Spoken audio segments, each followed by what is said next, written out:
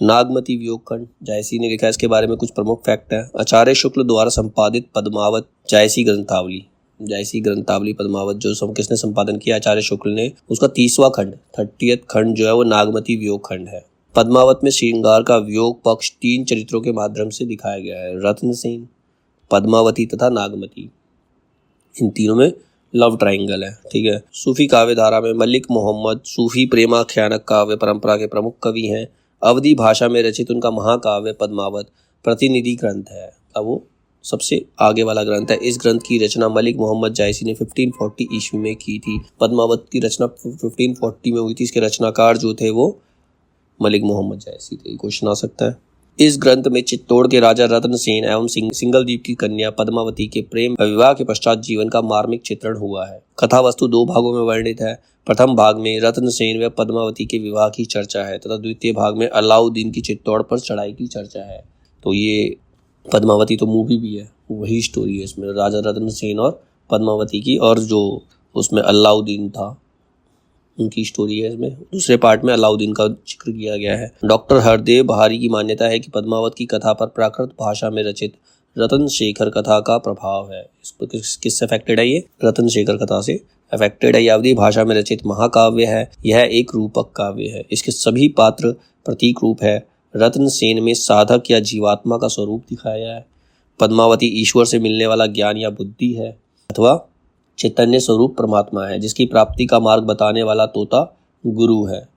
उस मार्ग में अग्रसर होने से रोकने वाली नागमती संसार का जंजाल है। जो नागमती उनके बीच में थी वो संसार का जंजाल के रूप में है। राघव चेतन शैतान व अलाउद्दीन माया है। सब एक किसी न किसी रूप में उनको लिया गया है उनके अंदर। जायसी ने नागमती के विरह का विस्तृत वर्णन किया है, जो बेहद रमणीय, सुंदर व मार्मिक है। नागमती रत्नसेन की पत्नी है, जो रत्नसेन के पद्मावती की खोज में सिंगलदीप जाने पर 1 वर्ष तक पति से अलग रहने के कारण विरह वेदना भोगती है। मतलब पद्मावती से विवाह करने से पूर्व वो नागमती से विवाह कर चुका था, पहले से वो शादीशुदा था। जब वो पद्मावती को ढूंढने जाता है सिंगलदीप, तब वो 1 वर्ष तक अलग रहती है। तो उसी की वेदना को इसमें दिखाया गया है। सच यह है कि जायसी का भावुक मन नागमती के वियोग से ही अधिक रमा है। इस संबंध में शुक्ल जी की स्पष्ट धारणा है कि नागमती का विरह वर्णन हिंदी साहित्य में एक अद्वितीय वस्तु है। नागमती के विरह वर्णन की सबसे महत्वपूर्ण विशेषता यह मानी गई है कि इसमें नागमती को रानी के रूप में नहीं, एक साधारण विरह दग्ध नारी के रूप में वर्णित किया है। मतलब जो अपने प्रेमी से दूर हो चुकी है और उसकी विरह में तड़प रही है। शुक्ल जी कहते हैं, अपनी भावुकता का बड़ा भारी परिचय जायसी ने इस बात में दे दिया कि रानी नागमती विरह दशा में अपना रानीपन बिल्कुल भूल जाती है कि वो एक महारानी है और अपने को केवल साधारण नारी के रूप में देखती है। इसी सामान्य स्वाभाविक वृत्ति के बल पर उसके विरह वाक्य छोटे बड़े सबके हृदय को समान रूप से स्पर्श करते हैं। नागमती के विरह वर्णन की एक और प्रमुख विशेषता यह है कि उसका विरह केवल व्यक्तिक संयोग सुख की प्रेरणा पर आधारित नहीं है, बल्कि जीवन के लोक व्यवहारों तथा कर्तव्यों से जुड़ा हुआ है। नागमती मध्यकाल की एक हिंदू नारी है, जिसके जीवन की सारी सार्थकता उसके पति में केंद्रित है। मतलब मध्यकालीन में जो नारी की जो पहचान होती थी वो केवल उसके पति से होती थी। उसका जीवन सार्थक उसी पति के साथ ही माना जाता था।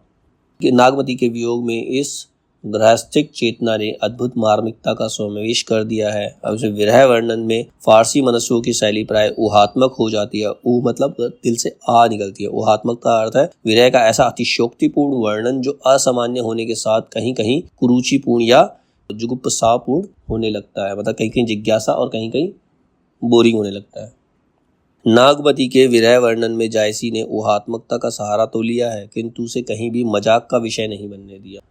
पद्मावत की भाषा की प्रशंसा करते हुए डॉक्टर वासुदेव शरण अग्रवाल ने कहा था, जायसी की अवधी भाषा शास्त्रियों के लिए स्वर्ग है, जहां उनकी रुचि की अपरिमित सामग्री सुरक्षित है।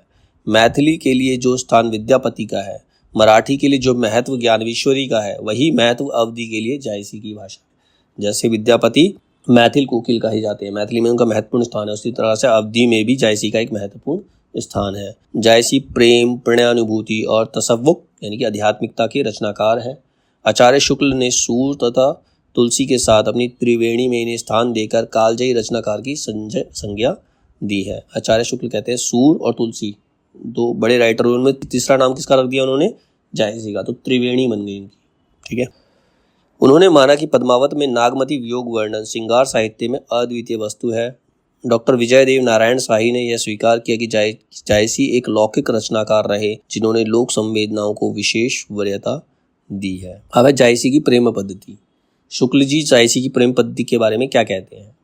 नागमती के विरह वर्णन के अंतर्गत वेदना का अत्यंत निर्मल और कोमल स्वरूप, हिंदू दाम्पत्य जीवन का अत्यंत मर्मस्पर्शी माधुर्य, अपने चारों ओर की प्राकृतिक वस्तुओं और व्यापारों के साथ विशुद्ध भारतीय हृदय की सहचर्य भावना देखने योग्य। मतलब उन्होंने इस तरह से इसको एक्सप्लेन किया है कि वो सुनने और देखने योग्य लगती है, और मतलब लोगों को अपनी तरफ अट्रैक्ट करती है, आकर्षित करती है। शुक्ल जी ने जायसी ग्रंथावली की भूमिका में प्रेम के 4 रूप माने हैं। प्रेम के 4 रूप होते हैं। एक होता है विवाह उपरांत, विवाह के बाद का प्रेम, पूर्व राग और अंतःपुर से संबद्ध और गुण श्रवण। 4 प्रकार के प्रेम बताए हैं इन्होंने, ठीक है। आदि से उत्पन्न प्रेम, उनके अनुसार पद्मावत प्रेम चौथे प्रकार का है। पद्मावत में जो प्रेम है वो चौथे प्रकार का है, क्योंकि राजा रतन सेन और पद्मावती दोनों तोते के मुख से एक दूसरे के संबंध में सुनकर परस्पर अनुरक्त हो जाते हैं। मतलब उनके गुणों को सुनकर उनके प्रति आकर्षित हो जाते हैं। एक तोता है जो पद्मावती को रतन सेन के बारे में बताता है और रतन सेन को पद्मावती के बारे में बताता है। वो एक दूसरे के बारे में सुनकर एक दूसरे से अट्रैक्ट होता है, उनमें प्रेम हो जाता है। तो वो है गुण श्रवण, गुणों को सुनकर उससे प्रेम। चौथे प्रकार का प्रेम इसके अंदर बताया गया है। शुक्ल जी ने मिलन से पूर्व रतन सेन के पद्मावती के प्रति मनोभाव को लोभ कहा है। जब वो उससे मिले नहीं थे तो उनके मन में एक लोभ था कि वो पद्मावती से कैसे मिलेंगे, क्योंकि वह निर्दिष्ट के प्रति ना होकर सामान्य के प्रति है। शुक्ल जी इस चर्चा से स्पष्ट है कि जायसी की प्रेम व्यंजना सर्वत्र आध्यात्मिक ना होकर अनेक स्तरों पर लौकिक हो गई है। मतलब एक धरती पर रहने वाले मनुष्य का प्रेम है वो। फिर जायसी के प्रेम की व्यंजना की विशेषताएं। प्रेम व्यंजना की विशेषताएं क्या है उसके अंदर?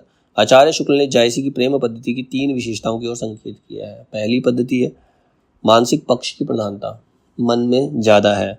भारतीय एवं फारसी पद्धतियों का समन्वय है इसके अंदर। भावात्मक और व्यावहारिक शैलियों का सामंजस्य, तालमेल। जायसी प्रेम को जीवन का पर्याय मानते हैं। प्रेम नहीं होगा तो जीवन का कोई अर्थ नहीं है। भक्ति काव्यधारा की सूफी शाखा से संबंधित जायसी अन्य भक्तिकालीन भक्तों की भांति ही जीवन व प्रेम की सार्थकता को स्वीकार करते हैं। जीवन है तो प्रेम भी होना आवश्यक है। उसकी रचनाओं में मनुष्य प्रेम का सबल चित्रण मिलता है। जिस प्रकार परमानंद दास, कबीर और चंडदास जैसे संतों ने बैकुंठ को लौकिक जीवन में खोजने की कोशिश की है, मतलब भगवान को लौकिक जीवन में खोजने की उन्होंने कोशिश की, उसी प्रकार जायसी भी प्रेम के माध्यम से बैकुंठ नहीं, जीवन को ही बैकुंठ बना देने की वकालत करते दिखते हैं कि हमें मरने के बाद क्या है, जो यहाँ है पृथ्वी पर है, पृथ्वी को ही, उसे ही प्रेम से हमें वैकुंठ बना देना चाहिए, उसे ही हमें प्रेम से स्वर्ग बना देना चाहिए। तो इसकी वकालत वो करते हैं। मानुष प्रेम भयउ वैकुंठी, मनुष्य का प्रेम धरती को भी वैकुंठ बना सकता है। ना ही ते कार छार भई मुट्ठी, नहीं तो कुछ भी नहीं है, रेत की एक मुट्ठी है। जायसी का यह प्रेम जीवन में राग को उत्पन्न करता है। राग मतलब किसी के प्रति अनुराग, प्रेम, उसको उत्पन्न करता है। इसके लिए आवश्यक है कि स्वयं का विलय या आत्मदान। प्रेम के लिए यह जरूरी है कि अपने आप को उसमें विलीन कर दो, अपने आप को उसके अंदर झोंक दो अच्छी तरह से। रतन सेन राजपाट तथा अहम को त्याग कर उस प्रेम को पा सका। तो रतन सेन ने भी पद्मावती का प्रेम पाने के लिए सब कुछ त्याग दिया। तोरे कारण प्रेम प्यारी, राज छाड़ी भयउ भिखारी, तुम्हारे प्रेम के लिए मैंने राज छोड़कर मैं भिखारी बन गया हूँ।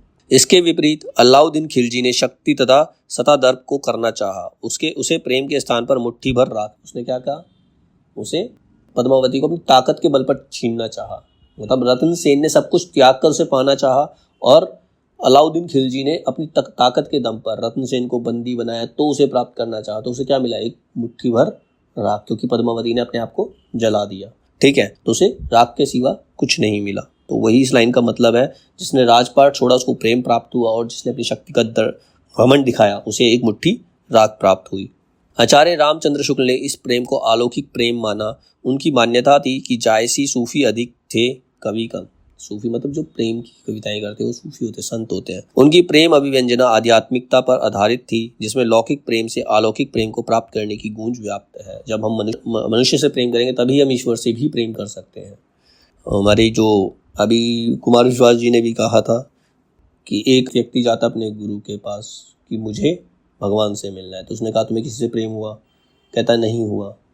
फिर पूछता तुम्हें कभी किसी मनुष्य से? कहता मेरे पास इसके लिए वक्त नहीं है। तो उसने कहा जब तू किसी मनुष्य से ही नहीं मिला तो भगवान से कैसे मिलेगा?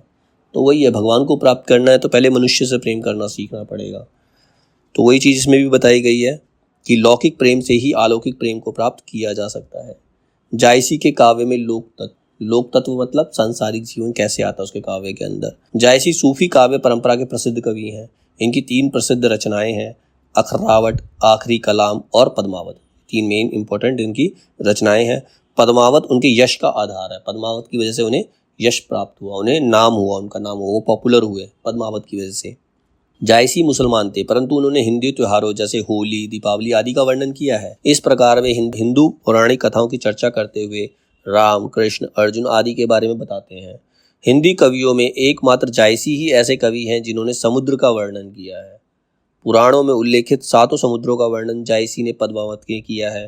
राजा रतन सेन प्रेम मार्ग पर दृढ़ था, जिसके परिणाम स्वरूप वह शार समुद्र, शीर समुद्र, उदधी समुद्र, सुरा समुद्र, किलकिला समुद्र को साहस पूर्वक पार करके 7वें समुद्र मानसर में आ पहुंचता है। मतलब वो पूरे 7 समुद्र पार करके अपने प्रेम को पाने के लिए चाहता है। उपयुक्त 7 समुद्रों में से 5 तो पौराणिक मान्यता के अनुरूप हैं, शेष 2 मानसरोवर और किलकिला पूर्णतः लोक कथाओं में आते हैं। विवाह के दौरान अटारियों पर चढ़ी स्त्रियों का दूल्हे को देखना भी लोक तत्व का उदाहरण है। जब कोई बारात जाती है तो लोग अपनी छतों पर चढ़ के देखते हैं, दूल्हे को देखने का प्रयास करते हैं, तो ये लोक तत्व का ही एक उदाहरण है। लोक तत्व को ध्यान में रखकर ही ऐसे दृश्य जायसी ने पद्मावत में रखे हैं। जायसी का प्रकृति वर्णन, उन्होंने प्रकृति का किस प्रकार से वर्णन किया। जायसी ने प्रकृति का विभिन्न रूपों में वर्णन किया है। पद्मावत में वन, नदी, वाटिका, समुद्र, उत्सव, पर्व, वस्त्राभूषण, भोज्य सामग्री आदि का वर्णन मिलता है। यहाँ जायसी ने विभिन्न रूपों में प्रकृति का वर्णन किया। इस प्रकार सूफी काव्य धारा के इस महाकवि की काव्य कला अत्यंत व्यापक थी। लौकिक प्रेम के माध्यम से अलौकिक प्रेम की व्यंजना करते हुए उन्होंने हिंदी कवियों में अपना महत्वपूर्ण स्थान बनाने में सफलता प्राप्त की है। वर्षा ऋतु का आगमन कितना सुखकर है। जब वर्षा ऋतु आती है तो प्रेमियों के मन में सुख होता है उन्हें। पावस का समय पति पत्नी के इस सुख को और अधिक द्विगुणित कर देता है, मतलब बहुत और बढ़ा देता है, डबल कर देता है।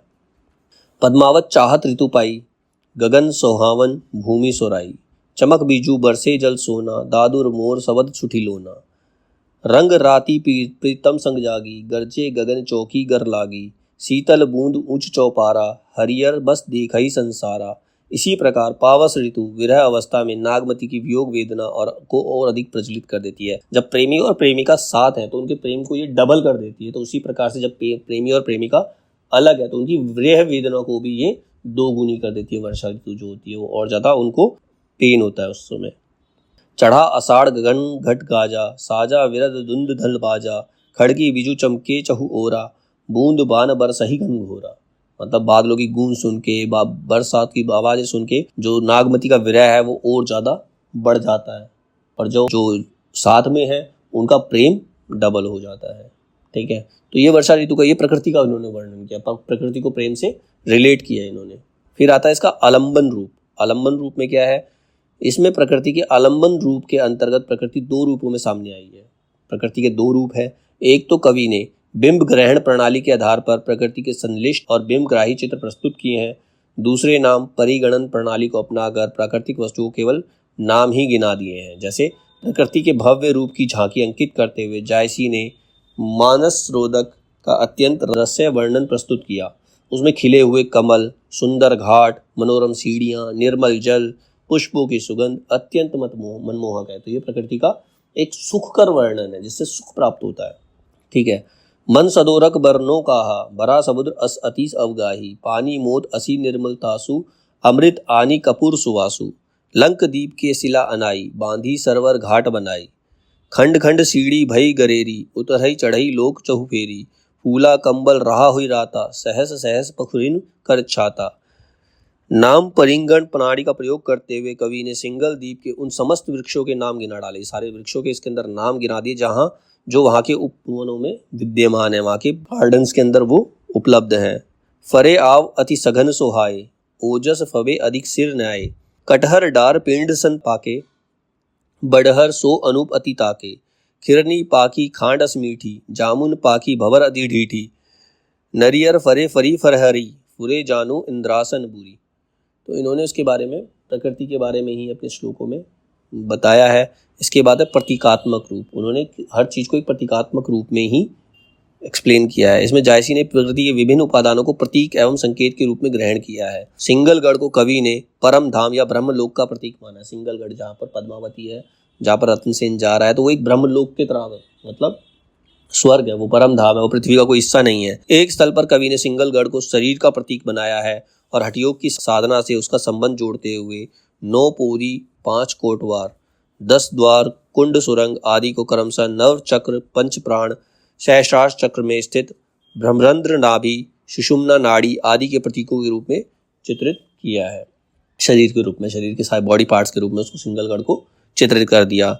9 पोरी ते ही गढ़ मझियारा, होता फिराहे 5 कोटवारा, 10वें द्वार सुपूत इक ताका, अगम चढ़ावा बाट सुठी पाका, गढ़तर कुंड सुरंग ते ही माहा, तह वह पंथ कहो तो ही पाहा। मानवीकरण के रूप में इन्होंने इसमें जहाँ प्रकृति एक मानव की भांति क्रियाकलाप करते हुए चित्रित की जाती है, मतलब जो प्रकृति है, जो नेचर है, इंसान की तरह रिएक्ट कर रही है, तो जब प्रकृति में चेतना, संवेदना तथा भावना को आरोपित कर दिया जाता है तो वह वर्णन प्रकृति का मानवीकरण कहलाता है। मतलब जब वो मानव की तरह बिहेव करने लगती है प्रकृति, नेचर जो होता है, तो उसका मानवीकरण हो जाता है वो। जायसी ने पद्मावत के एक स्थल पर मानव की भांति चेष्टाएं करते हुए दिखाया है। भा निर्मत तिन पायन पर से, भा शीतल ते तपनि बुझाई। फिर संदेश वाहक के रूप में प्रकृति क्या है, एक संदेश वाहक भी है, मैसेंजर। इसमें जायसी ने प्रकृति को संदेश वाहक दूत के रूप में भी अंकित किया है। कवि ने एक पक्षी को नागमती का संदेश लेकर सिंगल द्वीप में भेजा है और उसका संदेश पाकर राजा रतन सिंह चित्तौड़ आने के लिए बाध्य हो जाता है। लो सो संदेश विहंगम चला, अठी आगी सरगुरु सिंगला। तो मतलब वो जाके संदेश देता, तो रतन सेन क्या करता है, उसको संदेश पाकर चित्तौड़ की तरफ प्रस्थान कर देता है। फिर आता है जायसी की काव्य कला। जायसी सूफी काव्य धारा के प्रतिनिधि कवि हैं। उनका महाकाव्य पद्मावत अवधी भाषा में एक उच्च कोटि का साहित्यिक ग्रंथ है, जिसमें जायसी ने अपनी उर्वर रसात्मकता का अद्भुत समन्वय किया है। जायसी का पद्मावत कई दृष्टियों से एक उल्लेखनीय महाकाव्य माना जाता है। फिर आता है सौंदर्य निरूपण। सौंदर्य का किस प्रकार से इन्होंने निरूपण किया है।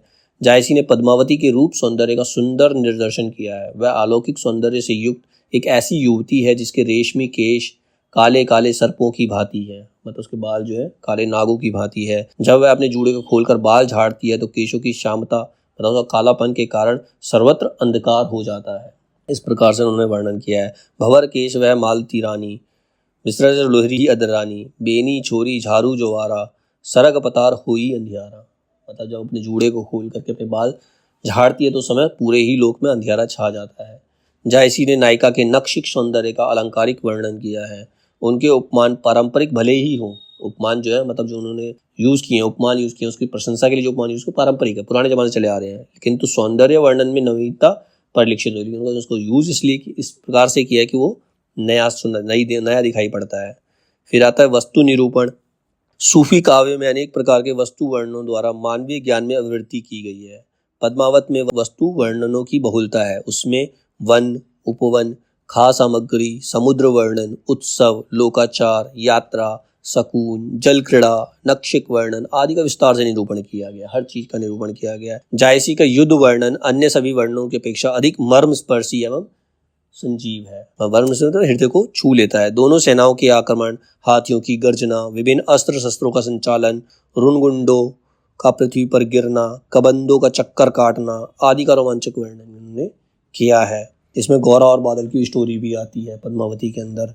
जब उसका सर कट गया था तो भी उसके धड़ ने कई सैनिकों को मार दिया था गौरा के। अब है प्रकृति निरूपण। जायसी ने प्रकृति एवं उद्दीपन का रूप का प्रमुखता से निरूपण किया है। बिंब ग्रहण प्रणाली के आधार पर प्रकृति के रम्य एवं संश्लिष्ट चित्र उसमें प्रचुरता से प्रस्तुत किए हैं। उदाहरण दे रखा है इसमें। मानस रोदक बरनो कहा, भरा समुद्र अस अति अवगाहा, पानी मोती असी निर्मल तासु, अमृत आनी कपूर सुबासु। मानस रोदक का वर्णन करते हुए कवि ने उसके रमणीक रूप का सुंदर चित्र प्रस्तुत किया है। फिर है रहस्यवादी भावना। जायसी ने भावात्मक एवं साधनात्मक रहस्यवाद का समावेश अपने काव्य में किया है। वह ये मानते हैं कि परमात्मा रूपी प्रियतम हृदय में ही है, किंतु कौन है जो उससे मेल करा दे। पिय हृदय में भेंट ना होई, कोरे मिलवी कहो के ही रोई। मतलब जो हृदय में है उससे कौन मिलाएगा, उसका पता नहीं मालूम। कहीं कहीं समाशोक्ति के माध्यम से भी उन्होंने आध्यात्मिक अर्थ की व्यंजना की है। परमात्मा की छवि संपूर्ण संसार में व्याप्त है। सृष्टि की सारी सुंदर वस्तुएं उसी के सौंदर्य की छाया है। मानस रोदक खंड में उसकी अभिव्यक्ति निम्न पंक्तियों में हुई है। नयन जो देखा कंबल वाह निर्मल नीर शरीर, हसत जो देखा हंस भी दसन ज्योति नगहीर। अब है भाव एवं रस निरूपण। भाव और रस निरूपण कैसे है। जायसी का पद्मावत यद्यपि श्रृंगार रस प्रधान काव्य है तथापि उसमें अनेक भावों एवं रसों का निरूपण किया गया है। नायिका के सौंदर्य चित्रण में तथा नायक नायिका के मिलन प्रसंगों में तो रति का पूर्ण परिपाक ही हुआ है। रति मतलब जो कामदेव की पत्नी है उसको पद्मावती के रूप में दिखाया है। साथ ही युद्ध वर्णनों में वीर रस का पूर्ण परिपाक हुआ है। जायसी ने लौकिक प्रेम के माध्यम से अलौकिक प्रेम की व्यंजना की है। उनका वियोग वर्णन उच्च कोटि का है जिसमें हृदय की पीड़ा की मार्मिक अभिव्यक्ति हुई है। पियसो कहूँ संदेशड़ा है भोरा है काग, सो धनी बिरह जरी मुई, तेहिक धुआं हम लाग। मतलब वो भोरों से कौओं से सबसे कह रही है कि पिया को मेरा संदेश कौन पहुंचाएगा, मेरे हृदय में जो आग लगी है उसका धुआं उन तक कैसे पहुंचेगा। फिर आता है अलंकार निरूपण। अलंकार निरूपण किस प्रकार है इसमें, जायसी ने शस्य मूलक अलंकारों, उपमा, रूपक, उत्प्रेक्षा, प्रतीक, व्यतिरेक, रूपातिशोक्ति आदि का अधिक प्रयोग किया है। इसके अतिरिक्त अनियोक्ति और समासोक्ति का भी प्रयोग पद्मावत में किया गया है। उनकी अलंकार योजना काव्य को रमणीयता प्रदान करने के साथ साथ भावों के उत्कर्ष में भी सहायक सिद्ध हुई है। रमणीयता मतलब उसको और ज्यादा रोचक बनाने के लिए। जैसे उदाहरण दे रखे रूपक अलंकार का उदाहरण है, खड़ग बीजू चमके चहु ओरा, बूंद बान बर सही घन घोरा। खड़ग जैसी बिजली मतलब तलवार रूपी बिजली हर जगह चमक रही है। ठीक है। उपमा अलंकार, जब किसी को किसी रूप में लिया जाता है तो वो रूपक अलंकार होता है। उपमा अलंकार में भोर केश वह मालती रानी, बिरहरी लुरे लेही अर्धानी। भोर केश मतलब नाग के रूप में उसने केशों को माना है। मालती रानी मतलब पद्मावती के जो केश हैं उनको नागों की संज्ञा दी गई। ठीक है।